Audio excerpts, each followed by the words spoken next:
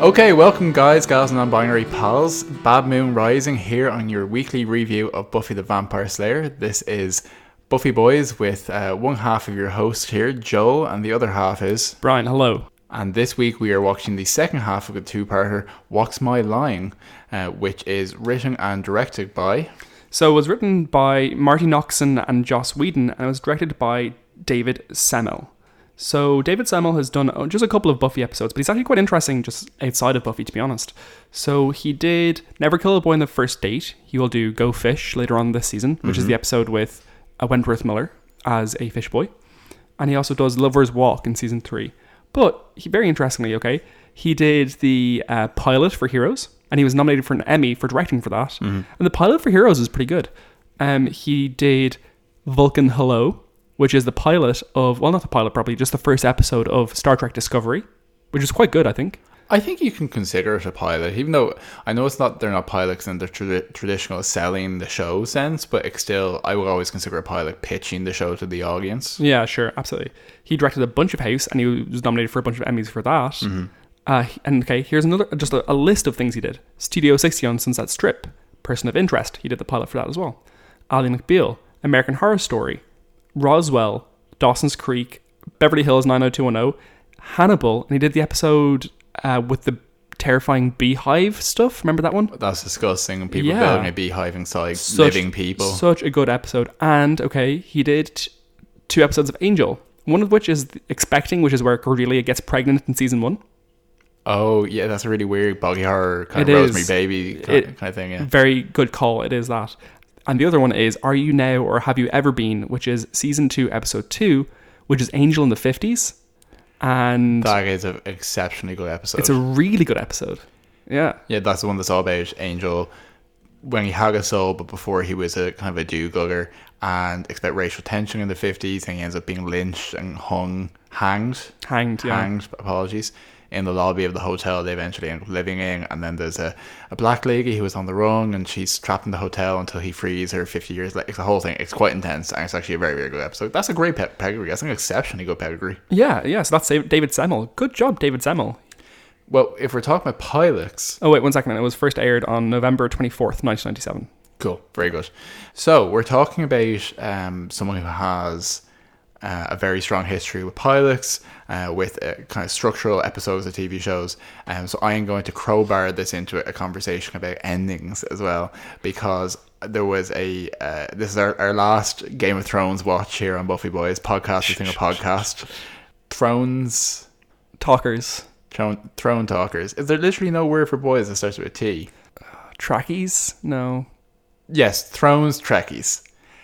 Thrones Trekkies. So it's a podcast on a podcast. I was saying Trekkies, like boys who wear like tracksuit bottoms. Okay, we're closer to Trekkies than Trekkies, let's be honest. Okay, grand.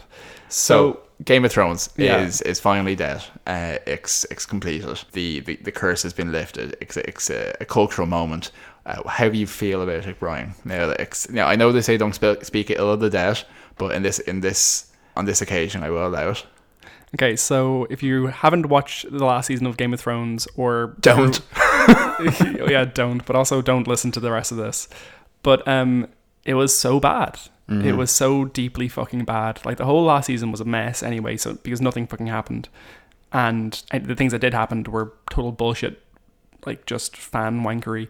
But the last episode was, I think, one of the worst last episodes of any TV show I've ever watched. Yeah. That wasn't Felicia. Is that her name? No. Felicity, in which involved time travel. It was so bad. It was so deeply bad. Everything about it was just a mess. If you want to say that, Daenerys going mad and that being the end point of the show. Can we talk about that? Can we actually talk about what happened in the episode? I just said I gave a spoiler warning. Yeah. True. That is, yeah. Okay. This is we're going deep now. Yeah, but if you want that to happen, I understand. Like that's a reasonable end point for that show. I mean, like it's been foreshadowed certainly, but while it foreshadowed it, it certainly did not develop that point because at one point in the start of season 8, she's just deeply unlikable rather than being someone who's about to go mad. And she does go mad. She slaughters a fucking city full of people. Yeah. For no reason, after they've given themselves up. So from our issues with it, and obviously there's issues in terms of our personal issues, characters we like, moments we didn't like, etc. But actually, speaking from a critical point of view, and we've had a lot of conversation with this because it was very much something that I felt a lot of people by the end of Game of Thrones were putting themselves through, like sitting down and be like, I've watched another 80 fucking minutes of this until it's done, you know? Yeah. But from a critical point of view, the issues with it where it loses its agency as a show as it goes on, because the earlier show, while problematic in places and not for everyone, characters' motives, the characters' actions came from their motives and came from their established character traits. And what happened with season 8 was they went in with a framework of moments they wanted to get to, and had to make them connect together, sometimes in the loosest possible way. The characters became deeply stupid. They became very stupid. They forgot essential parts of their own history. They forgot essential relationships with each other. And even logistically, they started teleporting effectively from scene to scene around the kingdom because the scene required them to be somewhere else that they couldn't possibly be. And therefore, they were there. Major problems happened because they just forgot about things. Like one of the interviews that the D&D guys, Dennis Denihoff and Dennis, I don't know, the writer. The two primary writers. The interviews with them that have been they've basically been asked about, why did Daenerys not see the thing coming with the Iron Fleet? Like they knew they were there, and she's like, oh yeah, she just forgot.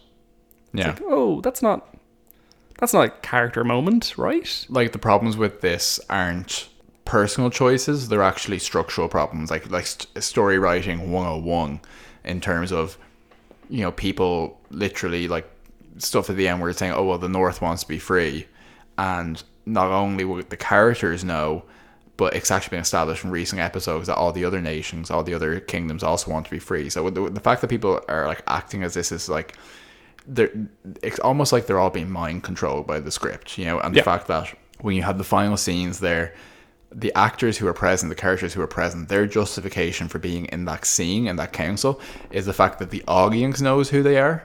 And the audience recognizes the actors, not that they're actually the right characters to be there. And that's just a whole backwards way of approaching it. Okay. And it's a real example of how a show as a story as a phenomenon, a franchise, overtakes it as a story. And you know, I think it's something that people often say happened to the Harry Potter books and films to some degree, that became more about the franchise than the actual story and the authenticity of it. But definitely, I think Game of Thrones was a much bigger example of that.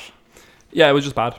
Don't like it. Like, it actually made me sad after watching it. I was like, remember how much fun we had watching Game of Thrones in the early seasons? Like, it was a bunch of like bullshit. Like, it was a total mess in lots of ways. But at least you got some really good characterization out of some characters, and you're due a spectacle that was quite enjoyable. And that just wasn't what it was by the end. It was just bad. It's actually it's hard to believe, in the same way that I was saying to Brian, that things like Brexit and Trump and all that were not just bad, but were like dream logic bad. Sure, like, I'd prefer if you kept the political edit of this, please. Yeah, like that's going to happen. Vote Green. The farcical nature of it is, you can't believe that something could be as big and be developed for as long as Game of Thrones and be such a large phenomenon in the world and be getting 50% on Rotten Tomatoes, like getting critically lambasted. Like I believe even the people who up until the end were like, oh it really is so clever because they foreshadowed, you know, this in season 1, there was a wolf at the end and there's been wolves and all this kind of stuff. I don't think even the most diehard of fans, who I would liken to, what was the name of your man, Qyburn, the guy who stayed with Cersei until the end. It was Qyburn, yeah. Those are like, I think he's like an analog for the fans who stay with Game of Thrones the entire time. They just get smashed against the wall and their heads leak out. Basically, yeah. Who are the ones who were absolutely like implacably convinced up until the end that Game of Thrones was worthwhile. And when you see who wins the Game of Thrones, I don't think even they could be like, oh, I fucked up here. Yeah. Yeah, no doubt. The other thing about it is that Jon Snow's heritage was like, you know, such a wide, interesting theory throughout the whole show, and then actually confirming it at one point, and then mentioning it so many times in the season, and it was a huge point about like, you know, oh, who knows this and who doesn't, etc., etc. And turns out in the end of the show, it meant absolutely fucking nothing. Yeah, except Daenerys made Daenerys a little sad. Yeah, actually, there are much smaller revelations throughout Game of Thrones which have much bigger impacts. So yeah, disappointed you come to this podcast for strong opinions, because we do be having them, and we did not like it, and I'm glad it's gone, and I'm looking forward to when there is a new show that fills the space it carved out, because it did, as a production, as a achievement, it did a lot and it created space. But there's a better show coming. I'm very excited to make a podcast with that. End of spoilers. End of spoilers. For Game of Thrones. So, Beep boop. I'm going to read my Buffy Ann summary for this episode. Do tell us. Let's talk about a good TV show. Yeah, exactly. Kendra the Vampire Slayer. Angel is saved by bar owner Willie and sold to Spike, who needs his blood to cure Drusilla, whom Angel sired. Kendra and Buffy bond. Besieged by a bug demon assassin, Xander and Cordelia bicker and then snog. Oz takes an assassin's bullet for Willow. Buffy rescues Angel and leaves Spike for dead. Drusilla rises renewed. Kendra leaves. Who writes these? Like, what's Roz the voice? Cavini. What's the voice, though? A British person, apparently. Yeah. Fairly accurate. I wouldn't have known if I suppose the assassin Norman Pfister is a demon, but I don't know if I would have characterized him as stuff as such. Yeah, he has to be a demon. The weird part in this episode is Patrice. Is she just a human? Because if so, that's kind of awkward. I think she is, because they do mention, when they do various research on the Yorga Tracker, that there are humans involved. And we were uncertain whether the guy who gets killed on the ice rink in the last episode, whether he was human or not. Yeah, you're right. But anyway, so Brian, I think you have one or two thoughts about Kendra in this episode. So do you want to dive into those with us? I read like something in the region of like 5 or 6 essays about this all this afternoon on my lunch break. Just different essays on Kendra's existence, essentially.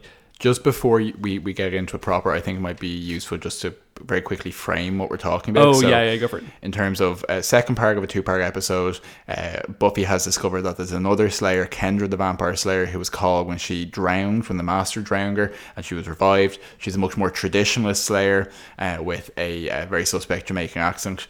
She's very obedient, and she is perturbed or becomes perturbed in this episode with the fact that Buffy has a normal social life, that she doesn't obey her watcher, that she's in love with a vampire, but they grow and they bond and they learn values together. And the whole motivation of the plot being that Spike wants to drain Angel's blood because Angel is Drusilla's sire, to use him to revive Drusilla. And alongside that, you have some side plots where Willow and Oz kind of start dating, or make their kind of love connection, and Xander and Cordelia get trapped killing a bug demon, and also have a love-hate kind of kissy thing that happens. That's really the frame of it. Yeah, no doubt. So, generally, the critical thought about Kendra that I could perceive is that as a portrayal of a black woman in the show, she's like so disturbed, as not the character's disturbed, but the implications of the character are very disturbing. Mm-hmm. Like if you'll have noticed in the episode, Buffy, what Kendra brings out in Buffy is racist. Yes. Like, it goes from like slagging her accent to using or speaking Spanish to her, even though she clearly doesn't speak Spanish, and all this stuff, and using pidgin English, kind of like speaking louder and slower. It's all this stuff, and it's deeply unlikable from Buffy's point of view. So that's what the critical thought is there. I would totally agree that this is like that was mishandled in this episode. I think Kendra's portrayal, and I'll get into that further. Okay, so yeah, the most interesting essay that I read today about this was called "Slaying in Black and White: Kendra as Tragic Mulatta in Buffy." And I genuinely would never use the phrase mulatta as outside of this, but it's kind of like the magical Negro phrase. It's in an academic context. It's one of the kind of it's a literary trope. Archetypes, absolutely, yeah. But it's by Lynn Edwards. So I 100% recommend going out and reading this if you have any interest. It's like 10 pages long. If you don't have if you can't find a copy of it, it's in Fighting the Forces, which is a compilation by and edited by Rhonda Wilcox and David Lavery, which actually, as a compilation of essays on Buffy, it's actually really, really good. But if you can't find it, just tweet at us and I'll maybe send you a photocopy of it or something. Cool, Rhonda. Yeah, exactly. Gosh, there's so much to say about Kendra.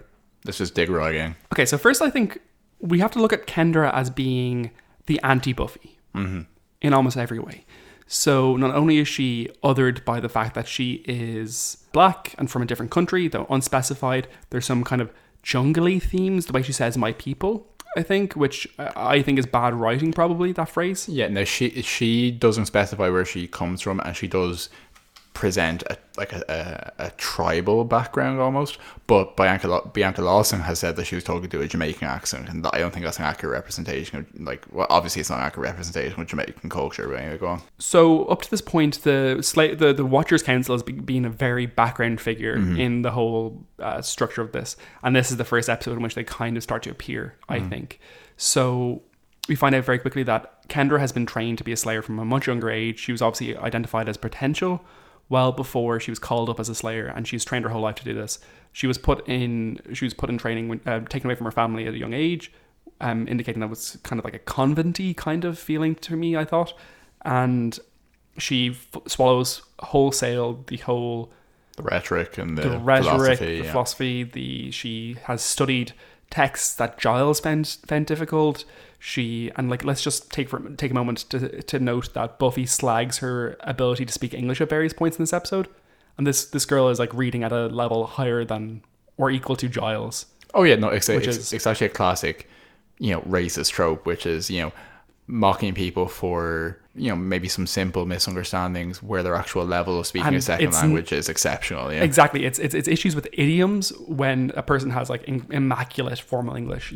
I think it's an incredibly petty thing to point out. It's also an insecurity because Buffy is, in this episode specifically, they lean on this concept of Buffy as academically weak and anti-intellectual, I think. Anti-intellectual, and they really portray her as almost like illiterate in some senses. But anyway, I think it's all tied up there. Like obviously, a lot of racism in this context is insecurity from the person being racist. Yeah, and one of the most memorable things about Kendra is her fondness for her steak that we find out in the next episode that she's in, which is in the season finale.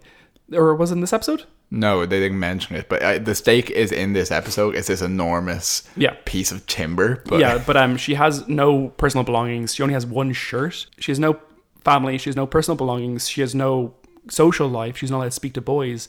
The one possession she has in life is a phallic object called Mr. Pointy.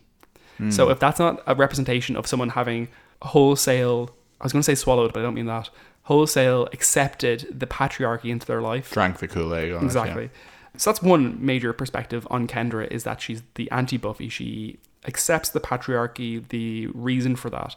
Another thing I read, though, was that in some way, Buffy has kind of rejected the matrilineal nature of the Slayer cycle. Oh, interesting. Tell me more about that. And I don't want to hit on this too much because I think it's probably more connected to the first Slayer stuff.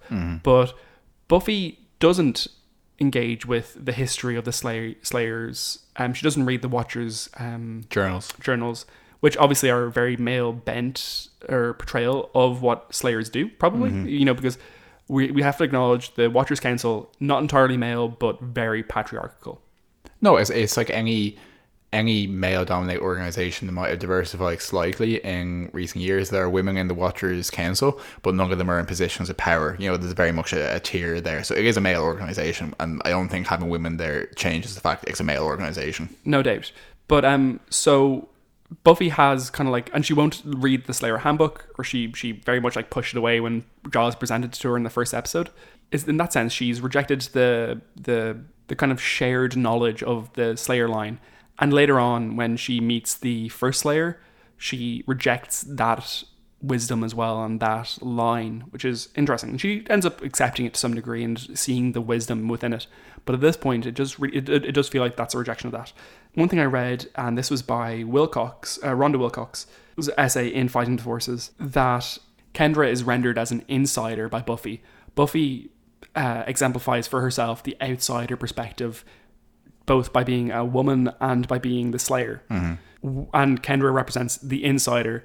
But realistically, what's happening there is that Kendra is the ultimate outsider. Kendra cannot access this culture, and not to be too Spivaki, but she definitely represents the subaltern, which is I think I've explained it before maybe, but it's... I don't think we've explained subaltern, but anyway, give us a refresher on it. Sure, it's a post-colonial term. I think it's Spivak who wrote about it, and if it was, then don't go trying to read it. Spivak is an incredibly difficult writer to read.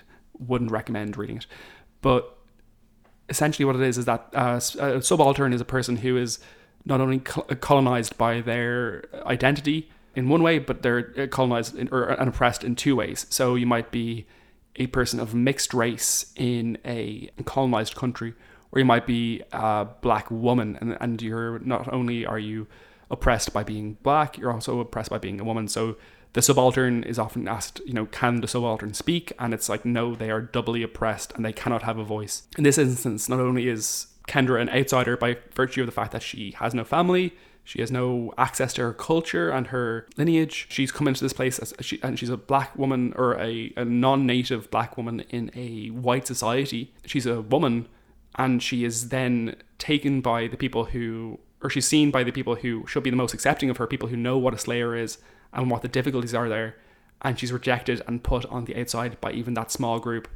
Mm-hmm. So instead of being an insider and a symbol of patriarchy, I really did see her as being, and it's suggested, I really did agree, that she is deeply, deeply oppressed, and deeply oppressed, like, societally, not as a character herself, but like, as in, I don't think she acts out oppression. I think she is. She might not feel oppressed, but she, as in, like, that might not be her conception of herself. But in terms of her privilege or lack thereof, absolutely, she's a significantly marginalized. That's what I'm reaching for. Yeah. My least favorite part, and one of my least favorite things that I ever see Sarah Michelle Gellar do in this show, is saying "down girl" to Kendra in this episode. Remember when she was kind of like, she's getting too enthusiastic about something, but like, and obviously I think that's a pretty, like, I think when that's written and when that's performed, I don't think that's intended to have the implications that it reads as, but it reads as so dehumanizing. Well, it does, because I think a lot of the language that she uses around Kendra in this episode is as if she is an animal. There's a lot of, and I don't know if she says this specifically, but things along the line of, like, having you been house trained, can't you be civilized, where you come from, do people just attack people all the time? Like, there's a lot of just, racist rhetoric, essentially, Yeah. And obviously one of the scenes which I completely forgotten about, which I think you and I both, like, cringed deeply at, there's a bit where Buffy, thinking it's in good humour, but imitates Kendra's accent. Faux Jamaican accent, essentially, which is just racist, and it's not super comfortable. I thought it's definitely interesting what you're kind of connections you're drawing to the first Slayer. And for those of whom, if dear listener, if you don't remember, eventually when Buffy does meet the first Slayer, is that she was the first Slayer that was called in Africa, because it was thousands of years ago, and she was, which I think is actually a great story beat, because it calls back to the idea that, like, all of humanity does originate from Africa. Oh yeah, and mitochondrial Eve, and in terms of lore wise, the fact that the Slayer power emanates from Africa, I'm totally on board with that. But the connections are similar there in the sense that the first Slayer it has a very similar backstory to Kendra, in the sense that she is someone who's taken from her clan, taken from her family, taken by the Shagamen to be turned into the first Slayer. She specifically has no voice. She doesn't speak, and she does speak through a white woman, which is very uncomfortable. Exactly, which is Tara. But I mean, at the same time, like, but she articulates that she has no voice, and also that she has no name. Yes, and something that Kendra says in this episode, because her name is Kendra, and she has no last name. And in the comics and in the expanding universe, they do at one point give the first Slayer a name, and I actually don't consider that canon, because that misses the point. I totally agree. The point is that the first Slayer was completely robbed of her humanity, of her humanity, of her identity, and she's presented as an antagonist to some degree to Buffy, who's trying to force Buffy to conform to the Slayer line. I actually think, on that point of naming, I actually think that Kendra's the fact that they actually hang a lampshade on Kendra not having a second name and not having that lineage is probably quite intentional. Naming is very intentional in Buffy. Buffy, like, immediately evokes the idea of, like, that white middle-class girl, and Kendra very immediately evokes the kind of tribal feeling of the characterization of her. But the fact that she has no second name, I think that's them being aware of her lack of privilege and how she's been dehumanized. I think that's a narrative beat rather than something done to the character. Sure. So one really great quote from that Wilcox essay was, "It is not Buffy who dies at a vampire's hands," because, spoiler alert, Kendra does die at the end of the season. That wasn't the quote, that was me talking. "But Kendra. From this outcome we learn that a girl should not be overconfident or disrespectful, but that she is in far more danger if she is a girl of colour with too much hostility and too little sense of humour." So Kendra doesn't conform to what a hero should be in Joss Whedon's universe, and she is killed for it. She can't quip, she can't access the comfortable middle that Buffy represents at times, you know? And she has to die for it. And Faith can exist in a much more comfortable way within it because she's white and because she can speak to the audience and stuff like that, you know? Oh yeah, and if we're talking about Buffy rejecting the matrilineal, what does she replace it with? She replaces it with Giles. And, you know, is that supposed to be a more patriarchal, or is it meant, like, are we supposed to see it as a more kind of experimental and playful way of approaching the Slayer lineage? Who's to say? What do you reckon? I think it's an interesting one with Giles, because I think we've talked a lot about the colonial issues in this episode, a lot about the, you know, if we're looking at this from a feminist point of view, there's the issue of infighting within feminism and women being pitched against each other. And we were watching this fighting for a man's affection as well in this episode, in the form of Giles. Absolutely. And we were watching this new show, we kind of burned through it on Netflix recently, BoJack Horseman Meets Broad City by X2 Kattenbergy. And so good. It was very good, but there's an episode which is very much about it sets the audience up to be like, oh, these two women are rivals, and then you're realizing that they're actually both being basically you're gonna say abused, but like taking sexually advantage. Treated sexually inappropriately by a man. Absolutely. And because they're being pitched against each other, and we fall into that trap of being like, oh, they should fight each other. And that is part of what happens here. Is, again, it's not actually a flaw in the text, but these two girls do end up competing against each other. But part of the issue that cooks on a different axis is Buffy's daddy issues. Yeah. And a big issue here that she talks to Willow about is Willow being like, oh no, you know, he'll never not like you, you'll always be his favorite, you're the real Slayer, you're his, you know, basically his real dogger, you know, he is the only father figure she has. And her birth father rejected her, in her mind, because she was too much of a troublemaker, and she feels that's why her parents' relationship broke up. And Kendra is not a troublemaker. She's done all her reading. She makes Giles laugh. She respects her Watcher father. You know, she's read the handbook. And Buffy is genuinely a little bit hurt when Giles like, I didn't bother showing you the handbook because I didn't think it would make any difference for you. And she's like, why? What's wrong with me? So there's it's fundamentally an intersectional nest of problems, which is why, you know, it's a good show. It's problematic in some places, but it is representing that messiness where Buffy is right and well-intentioned while also being wrong and racist at the same time. These forces are competing with each other. I totally agree, and a worse show doesn't go near these topics at all, is my ultimate feeling. Is that, or gives a really simplified version of it. Yeah, actually, very interestingly, one of the essays I read, specifically the one about I was going to say the mulatta essay, and it is about mulatta as a trope. I'm very uncomfortable using that phrase because it's such a charged racial term. The essay noted that the portrayal of the other Slayers that we see in the text or in Buffy are a black woman and an Asian woman who are slaughtered by Spike, and essentially saying, you know, this is the fate that befalls the non-white Slayer. I sat there thinking about it and I was like, yeah, that is kind of crappy. But then I was like, oh wait, no, it's not. In the sense that all Slayers who have existed before Buffy have died. None of them died from old age, as far as we know. No, I will support that. That I think that it's an example of, yes, terrible things happen to these previous Slayers, but narratively it's a representation of how terrible things have happened to women in all of history. It's not a racial thing, in my opinion. I don't think the characters are being punished ultimately for having been people of colour.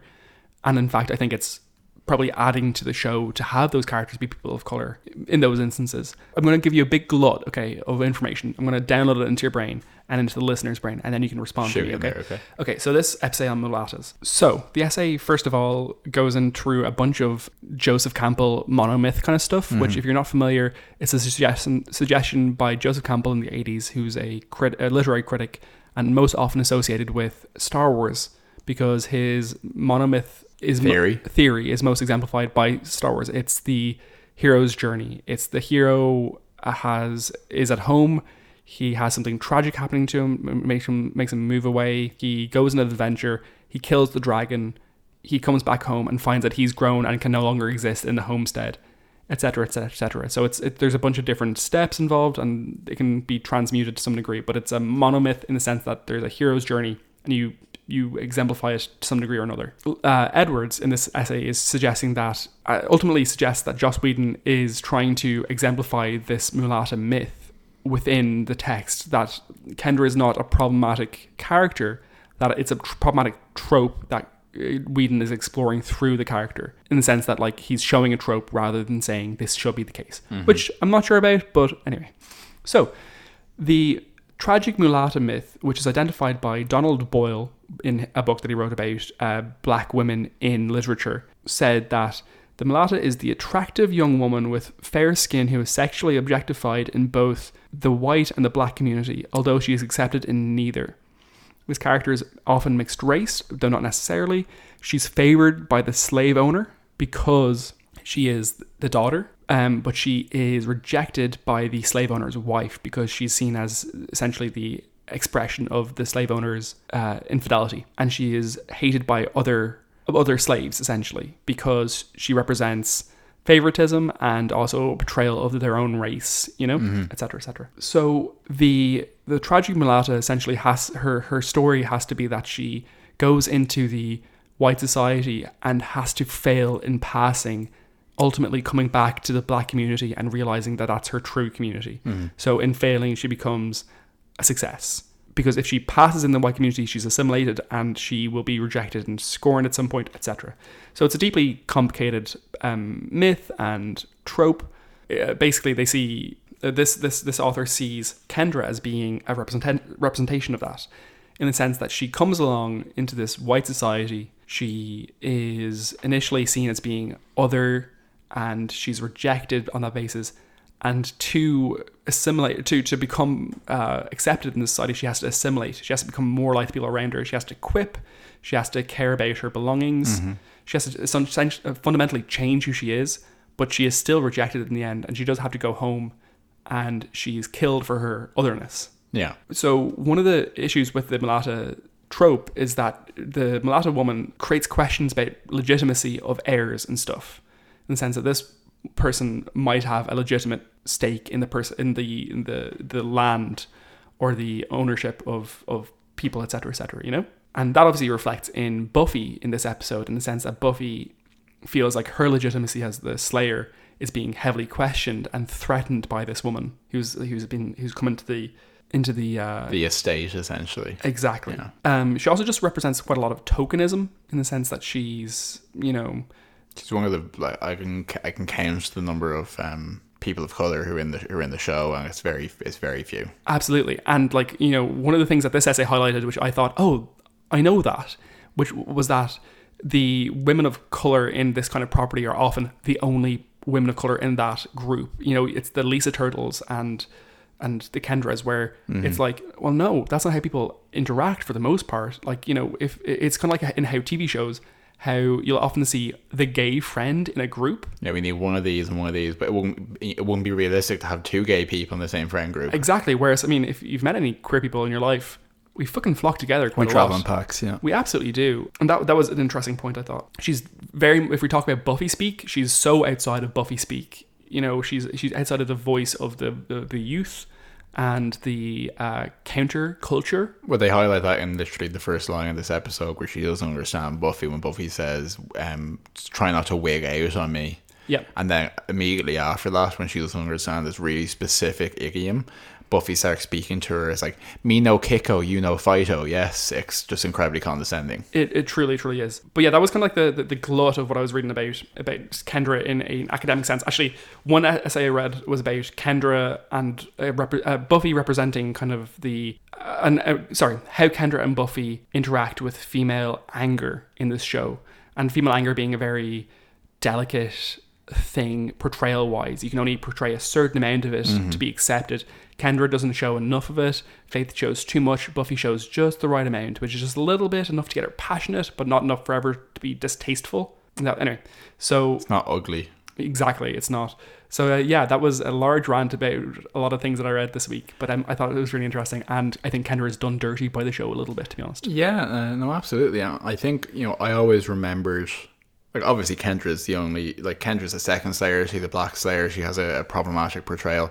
I always remember it as a racially charged topic, but it's very textual. It's very colonial, and I don't know, you know, I can't discount this being a reference. It might be reaching, but the first thing that evoked for me when she asks, you know, who are you, and are you the Kendra, etc. Kendra says, I am she. And She is a book by H. Rider Haggard from the Victorian era from about 1886. H. Rider Haggard is most famously known for writing the Alan Quatermain novels. Did he also write King Solomon's Mine? Yes, he did, yes. Cool. King Solomon's Mine, I think, might be an Alan Quatermain novel. Oh, was it? Yeah, I think so. It's one of the first Alan Quatermain novels, I think. I read it. I Deeply remember racist text, another one. Yeah, and She is also a very racist text, very problematized text. It's been both criticized and lauded for being definitely a racially interesting text, but also a very critical text in terms of female power and sexualization. Now, essentially, is that Alan actually might not be, it's not Alan Quatermain, but goes to finds the lost kingdom in Africa, and there's a sorceress there called She, or she who must be obeyed, who has discovered the secret of immortality. Now, that particular She in the text is a white sorceress in this kingdom who is everyone obeys her, but it's being a controversial book for how sexualized it was, how it displays female empowerment, and also very problematized Victorian opinions on racial decline, infiltration, assimilation. So, but She is capitalized. And there was just something about how Kendra so declaratively said, I am She, that made me feel like I was back in one of these Victorian literature classes we had in college, where it's very much linking these things together. Joel, Gina Torres's character in Angel, is she also known as She to some degree? She has a lot of like honorifics around her. Yes, I don't know if that's one of them, but she is portrayed, so Jasmine, who is a fallen light side god essentially, but she is definitely portrayed as She the unnameable, She the queen from beyond. And now I will emphasize that one of the racially complicated things about the actual text is that the queen is white, but that being said, it's remembered as a text about Africa and about Victorian opinions about Africa. Yeah, sure. So there's definitely elements of that as well. And if you look at, it's kind of a similar through line in a lot of these portrayals of black women in Buffy and in Angel, in terms of them being almost like giving them a substantial power allows you leeway to dehumanize them in other ways, because like, oh no, they're not, it's not a negative portrayal, she's a slayer, she's a god, yeah, but what have you done with that? Yeah, I mean, like the three black female characters I can think of in this show in the entirety are the first Slayer, Kendra, and Giles's British girlfriend, whose name I can't remember right now. Yeah, and there's one more I was just thinking of while you were speaking, and I'm not an expert on this, but in season 7, I think one of the names Potentials is black as well. I can't remember. I think she survives to the end, but anyway, look, it's incredibly You're few. right. No, you're right. I remember I think she might have dreads. And otherwise there's one of the guys in the initiative in season 4, and Principal Forrest Wuggs in season 7, and that's really it. And we focus on black characters because there aren't really any other people of color of other nationalities or ethnicities other than black characters. So I don't think there are any. It's a very white show. There are no significant Asian characters. I don't think. I think there might be one potential, but even then, when you look at the potentials, it's like if you don't have diversity there when they're supposed to be coming in from literally all over the world, then you really fucked up. Like they were kind of forced. Yeah. That was forced diversity within the text. I actually can't, scanning my memory of Buffy, I can't think of someone from anywhere in the entirety of Asia or of Asian extraction that's anywhere in the show. Which is obviously quite a failing. Yeah, I think Angel's slightly better, but that's probably because it has a slightly more cosmopolitan background. Yeah, definitely. No, but I think it's why this is an interesting text, and it's why it's a product of its time, and it's also a product of developing liberal thought, because we need to be able to look at it and say, look, there's a lot of good that can be extracted from this, and there's a lot that can't be excused as well, and those have to be held hand in hand. And I think, as I said, I think it's very linked to how we eventually conceptualize the whole Slayer line through the first Slayer, and through, I remember one of the evocative things that I always remember about that episode with the first Slayer is Giles saying to her, "You'll never be able to kill me, you never had a watcher." Yes. And even within that, there's this built-in concept of that the Slayer is nothing without the structure, without the organization, without the patriarchy. And the first Slayer is presented as an antagonist to Buffy, but by trying to force her, as is the only thing she's ever known, and the only support system she ever had, to conform to the Slayer way. But also, she's portrayed as an antagonist to Buffy in the end of season 4 because they call upon her spirit. So they literally take her power And then when she comes back to be like, hey, what the hell? They're like, oh no, leave me alone. Yeah, and she's portrayed very animalistically, almost like she's a demon who needs to be killed, when really what Buffy is trying to do, like, together, they're the first Slayer and the last Slayer. They have more relation to each other than possibly any other characters. And again, they're pitted against each other by the narrative, and the first Slayer is also treated as, you're from sub-Saharan Africa. You don't understand malls and boys and the internet. You have no power over me. And again, it's the exact same issue where because the Slayer, the first Slayer, doesn't have this whiteness, for lack of a better term, then she's portrayed as less civilized. And that's fundamentally what's happening. There's a lot of other things happening. I don't think that was necessarily Joss Whedon's point, but it is what happened. I think what Joss Whedon's point was with both that and with Kendra is that the strength that Buffy has is in her community and in her connection to the real world, and in her actual ability to have imagination in her fighting style, or incorporate her emotions into what she does. And with the first Slayer, what her power is her connection to the world, and her ability to riff, and her ability to communicate through this pop culture landscape, and that's like in a meta-narrative Meta-narrative sense. In a meta-narrative sense. Let's just go with that. And I think that's a point. I think it just ends up coming across very racist. Yeah, and I think this is going to be a very interesting thing to return to if it does happen that the Buffy continuation has a black actress as the main Slayer, and what does that do to change the text. So I'd be very interested to see. I would fucking love it. And you know what I want them to do? I want them to just go out and get a bunch of black women writers to write it for them, because like I want to see the amount of racial issues brought to the table for that TV show that they think is absolutely appropriate. Mm-hmm. Because like I'm sitting here thinking, as a white guy in fucking Ireland, oh, it'd be so cool if they dealt really extensively with race. But like a black woman might come to that show and say, oh wait, no, it's about fucking vampire slaying. I don't want this to be a weekly dredging up of black women's experiences in the world and how difficult that is. I want them to show them a kick-ass superhero that they can identify with that doesn't have to deal with that on a constant basis. Yeah.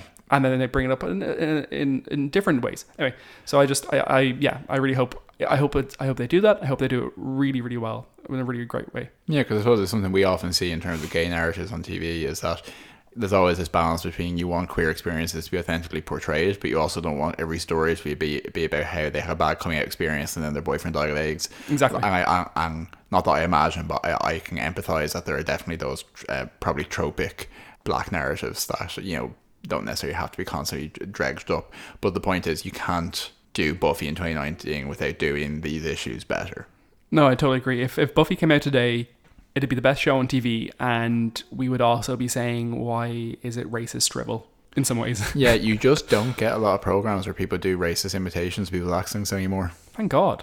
Like that's awful. It was a very Friends moment, and I don't say that, with positivity. No, but I mean, like, listen, Buffy does so many things so right in terms of its representation of women, and its representation of power, and its representation of just, cultural literacy and queer characters even.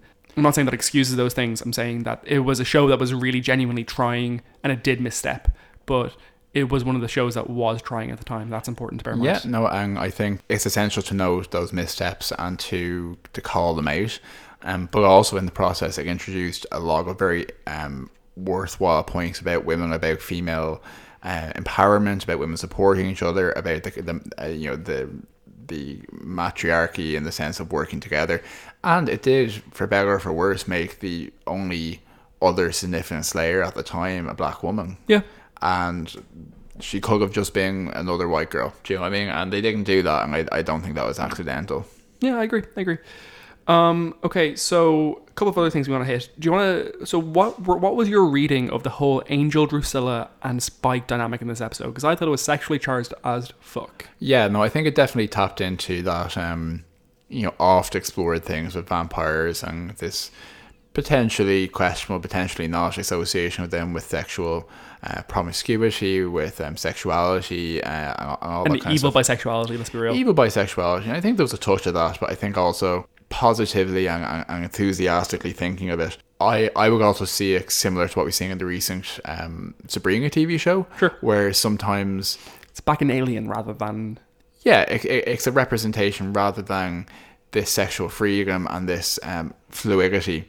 It's more representation of free will and a lack of boundaries in a positive sense, as much as they are evil and they are vampires. I think it's more about that. I never really get the sense from Buffy that they're trying to portray people as evilly decadent. Maybe Vampire Willow, we might look at that when we come to it. Yeah. Which is an interesting one. But yeah, the interactions were Angel and is being tortured by Drusilla, and there's always a sexual connotation to torture and pain with vampires and Buffy. And then Angel is trying to provoke Drusilla calling him Angel daddy and good dog at various points. Yeah, saying he's been a very bad daddy. Yeah. And Angel trying to provoke Spike by saying that Drusilla isn't being satisfied, and then Spike choking Angel while he's making out with Drusilla. Like, the log of energy there. And most importantly, Spike stabbing Angel and Drusilla's hands together, like penetrating them both at the same time. Yeah. And actually, when Willie delivers Angel with Spike and he says, "What you're going to do to Angel?" Spike says he'll probably start with Dinger in a movie. He doesn't want to rush it because he's been hurt before. Yeah. And tying this in with the fact that we pretty much canonically have that at some point in the past, Spike and Angel have slept together. It's like a proto Jack Harkness kind of thing. It's like it's not taking, and you know, part of the issue is that male queerness is not well represented in genre TV shows, or very importantly, or video games at all. Yeah, or across those kind of medium, it's much easier for better and for worse, and sometimes for, to be honest, probably for not altruistic reasons, but women are portrayed more often because of the male gaze. Because of the male gaze. So even in a show like this, you often only get like a comedic touch on it, and even with Andrew later on, that's treated very comedically. There aren't any strong, Larry being gay. Definitely played it for jokes. Played for jokes, and then gets killed. Yeah, and it's not. They're not mean jokes. They're not friends level jokes, but it's not interesting to the writers. So I think this is the closest you ever get to it. But it's still good to see. And I do take it. The argument I've made before that sometimes, what do you call it? But basically, queers fishing for content and creating stuff that probably isn't there is in itself an act of defying. Saying, look, we know you didn't intend this, but we're going to take what you did and make it gay. And you can definitely do that with Angel and Spike and Drusilla and all that kind of stuff. Speaking of the male gaze and women in queer women in media, I was actually just thinking, do you remember Bound, the movie? I do remember Bound, which was made by the Wachowskis. I remember watching it at the time, like I maybe watched it in 2012 or so, and thinking, this is interesting, but it's kind of gross. It's all shown through the male gaze, and it's kind of fetishizing women, sleeping with women to some degree. Actually, looking back, we can now kind of have a much more nuanced view of that, because the Wachowski are no longer the Wachowski brothers, never were the Wachowski brothers, because they're both trans women. So they both at different times came out and socially transitioned. They sure did. Women, so I mean, instead of it being a movie by two men about women sleeping with each other, it's by two trans women, which is much more. It's a relief watching that movie. If you watch that movie now, you'd be like, oh, that's much more comfortable now. Let's not undersell Bound. It's not just a lesbian love story. It's a noir mafia film about a mob boss's girlfriend basically cheating him out of money with another woman who is either a killer or an electrician. I can't remember. It's electrician, yeah. But basically the handyman. And then they basically do the traditional noir thing of stealing the money and trying to get away. But it's two women. And it's like in 1906 or something? 6, yeah. It's incredible. It was pre-Matrix. It's a really good movie. It's really enjoyable. It's a film that you watch and you're like, I wish all films were like this. And it was made by two trans women. It should be in the queer canon, and it's very underappreciated in my opinion. I agree. One thing I noted about this episode is that, and I don't think I really realized in the last episode, but the Order of Taraka really does reflect the whole Slayer lineage and Slayer line quite a bit. Okay, I'm interested. Tell me. This clicked for me when Kendra said, when she was fighting Buffy, if you kill me, they'll send another one to stop you. Yeah. That's just the whole plot of the Order of Taraka. They won't stop coming. They'll send more and more assassins. And I think probably the Order of Taraka is supposed to represent the inevitable grind of the Slayer line and the inability to escape from that. And Slayers will fight and die, evil beings will fight and die, and they'll just keep pushing against each other. Exactly. And I think that might be my whole point about it. But yeah, it was just interesting. It was like, oh, that's cool. That's what the monster of this week represents, is, you know, the faceless line of succession of the Slayers. Yeah, absolutely. In terms of this very interesting, very well written Order of Assassins, let's talk about the third assassin, Patrice, who, and it's actually quite a good disguise. The bait and switch is that the third assassin is not Kendra. It's actually, you know, Buffy's been told she needs to go into law enforcement, and she's actually the police officer at Careers Week who's signing them up, and it's an Emmy Award winning piece of staging. So this police officer has a clipboard. Buffy signs up for the workshop, and she says, okay, kids, and go call out the names. First one up, Buffy Summers, raise your hand. And she does. She pulls out a gun and tries to shoot her. Yeah, but she doesn't even just pull out a gun. She pulls it out very casually, and she's like, yeah, she's like, oh, you're Buffy, go shoot you. Yeah. Buffy kicks the gun out of her hand. She pulls out another gun, starts firing wildly, and then there's the whole thing where Oz takes a bullet, and Oz is real, like, cool, and like Reg James Joyce, and you know, he's 15 or you know whatever, so he's just like, oh, but Bullock's cool, you know. Patrice gets disarmed a second time, pulls out yet a third gun from her leg holster, starts threatening people with that, and then eventually when she gets disarmed a third time, she pulls out a hidden knife and tries to knife our poor Jonathan, our poor anemic big bag from season 6. And then later in the church, which is a great set piece, pulls out a fourth gun, like distinctly a revolver, where everything else had been a service weapon. Like, why is she still wearing the police uniform in the church? Maybe she's a policeman. Or not policeman, police officer. Now, I thought Darla with 2 guns was big enough, but this woman's very straightforward approach was to go to Buffy's school, ask who's Buffy Summers, and try to shoot her with at least 3 or possibly more guns. Yeah, no, I loved it. It was pretty great. And she, you know, she's presumably human, and she presumably died when the church burnt down. Yep. And Buffy also threatens to kill Kendra at one point in the episode. So again, very casual with the whole human murder thing. Yeah. Yeah, no doubt. I won't make a big thing about it, but where do Cordelia and Xander kiss for the first time? In the basement. What we know the basement is? It's the fucking subconscious. So what happens in the basement of the show? Just a couple of things. There's I mean, like they're protecting a threshold, like the threshold being, you know, the door where the maggot man is coming through, yeah. And they're protecting it from maggots coming through, and then have a romantic moment, which I think really reflects Buffy and Angel's kiss in the previous episode, where she kind of accepts his monstrous nature, kind of overlooks it for the first time. I don't know. Yeah, and they specifically Cordelia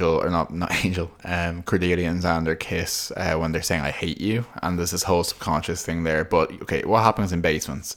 There's the whole thing in Restless where Xander is imagining his father at the top of the stairs and he gets killed in the basement, and that's always really evocative for me.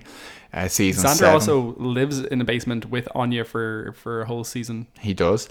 Season 7, where Spike is being manipulated by the First into murdering people by bypassing his chip that makes him basically an acceptable NPC. And that's in the basement of the Sunnydale High. Sunnydale High. No, and later in the basement of Buffy's house. When he moves to Buffy's house, a lot of things you don't want people to see do happen in the basement of the houses that they all have in California. So yeah, that's a good shout on that. So I might just rattle through a couple of things. Absolutely. That's what I want. Go for it. Because obviously we have to dig into Kendra because fascinating character. But other things also happen in this episode.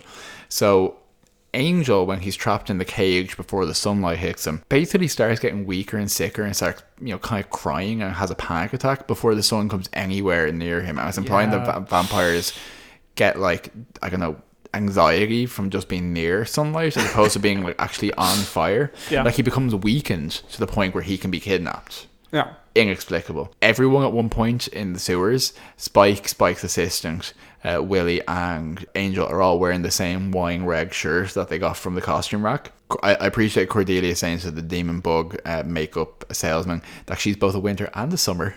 We stand a bisexual makeup queen. I appreciated Kendra saying that vampires combust, because I thought that was an interesting point. Yeah, and that there should be dust left over, so that's how she knows that Angel's not there. She's observant, the same way Buffy's observant. Yeah, and then we later on in the episode, after Giles and Willow kill the first vampire that they ever kill on screen, what happens is that Giles dusts himself off. He actually physically removes the dust. So I thought that was a nice connection between the two scenes. Yeah, because I don't think, obviously we know that vampires get dusted, but I don't think it's strongly established before this that dust is actually left behind. So this is probably a good establishment of that. For an episode with a lot of racial issues, this episode sure does have a part where Spike calls Drusilla his Black Queen, which I thought was very questionable. Yeah, I wouldn't have written that line. I liked when Cordelia was driving in their getaway car, because once more she is classic Cordelia driving in the Queen Sea, and she just swerving all over the road to try and escape from these maggots. Isn't it called the C word? Look what the gays have done to me. I thought it was interesting when Kendra said, Buffy's like, I do things my own way, I don't follow the rules, and she says, no wonder you died. Yeah, it was great. It's an interesting point, yeah.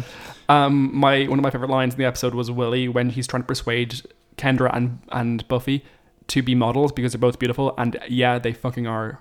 They are two gorgeous, stunningly beautiful women. But he says that his friend has a camera and he can take photos of him, and he was like, art photographs, but naked. Yeah, pretty on the nose. Like, let's write a really broad caricature of a sleazebag. School shooting, technically, which again I don't think you could write as easily nowadays, or maybe too easily.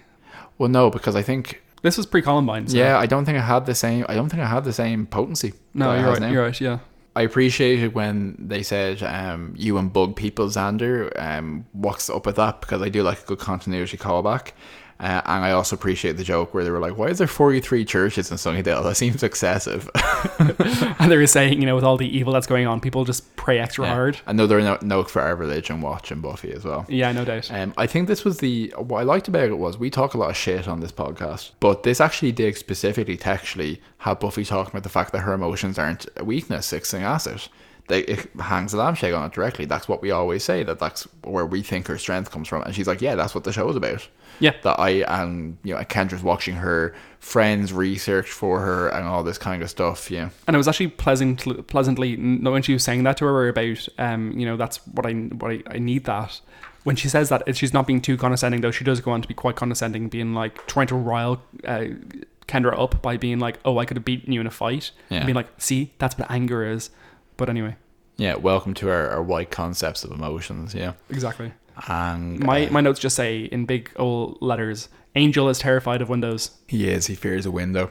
And what I think gets underdeveloped in this episode, because actually a great set piece looking back, is this church where they have the ritual where Spike stabs and penetrates the two of them with an upside down cross. Yeah, which is the just cross great. The cross from the last episode, the Dulac cross, exactly. Yeah, turns out to be multifunctional. A dagger. Yeah.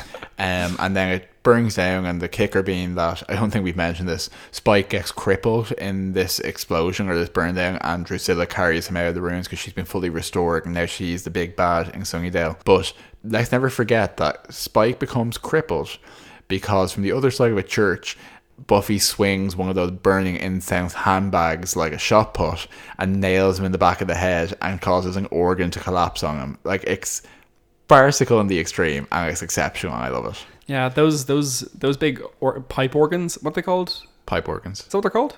Organs? Yeah, organs, church organs. Organs. They are so fucking expensive to replace. Churches are always raising money to get them fixed. Yeah, there was one in a university replaced and it was like 30,000 or something ridiculous. Really? Oh yeah. Holy moly. It took like a year. They're really fascinating musical instruments. Yeah, I think they're really cool.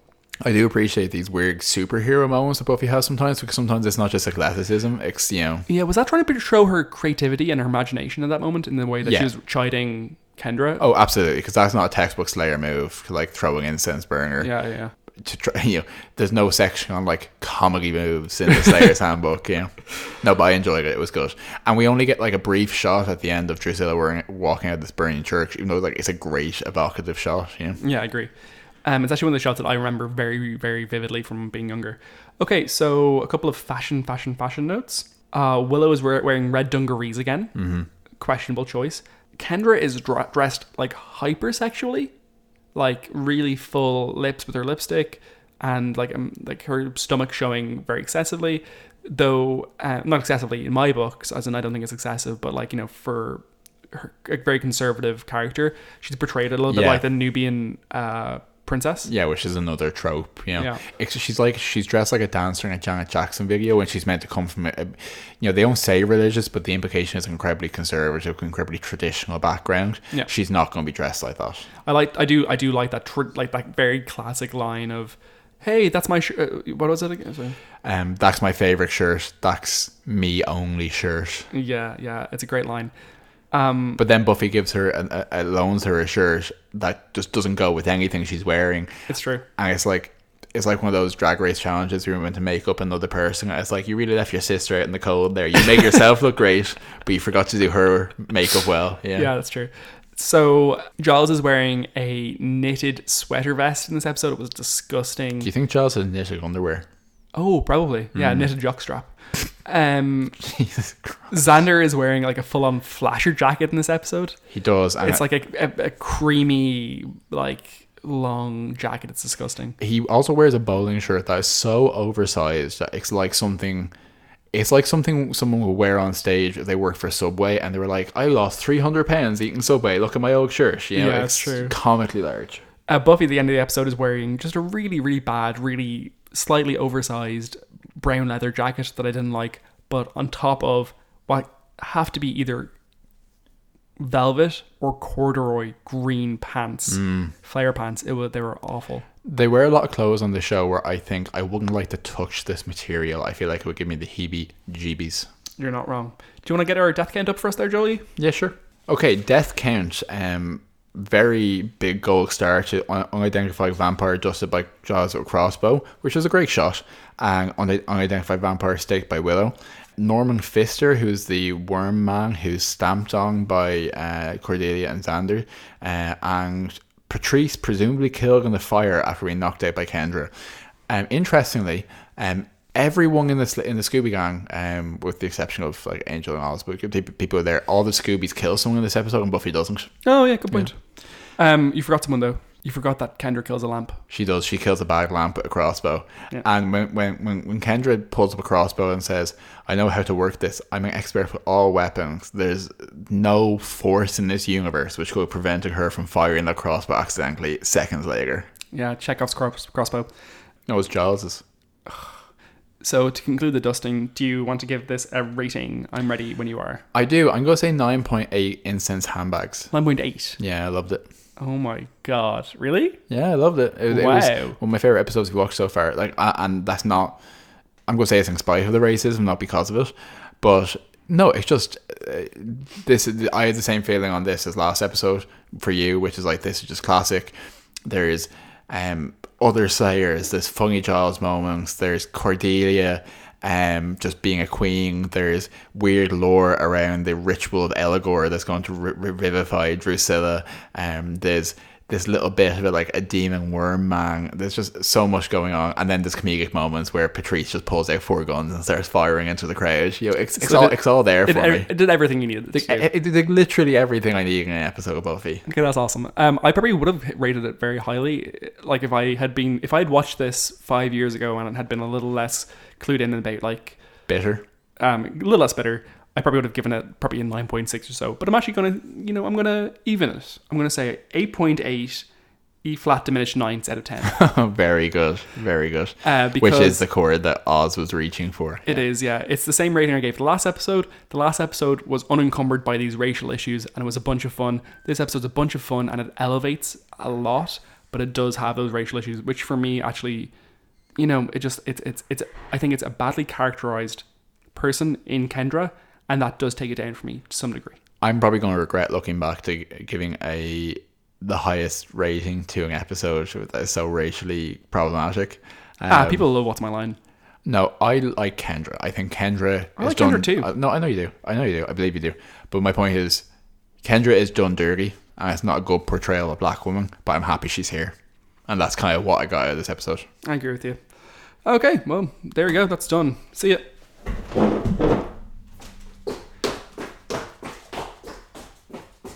Buffy Boys.